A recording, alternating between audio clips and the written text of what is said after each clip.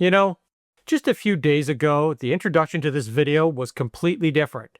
We were going to start by talking about how difficult it is to even have this conversation. But the ground has shifted beneath our feet. In a historic and coordinated move, Canada, the United Kingdom, Australia, France, and Portugal have joined the ranks and formally recognized the state of Palestine. It's a seismic diplomatic shift that has been decades in the making. And the Canadian government was incredibly blunt about why this is happening now. Their statement said the possibility of a two-state solution has been steadily and gravely eroded.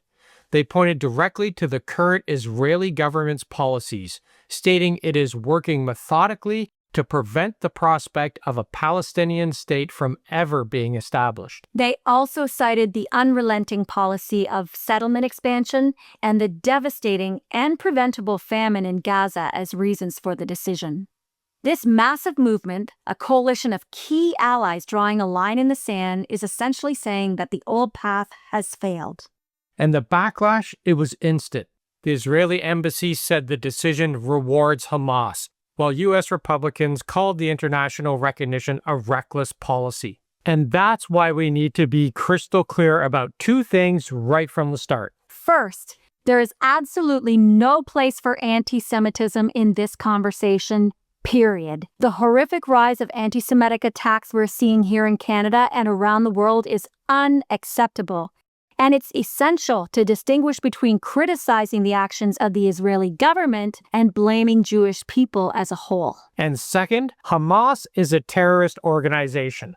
Their brutal attack on October 7th started this current, horrific chapter of violence. They oppress their own people, and they share fundamental responsibility for the suffering that we're seeing today.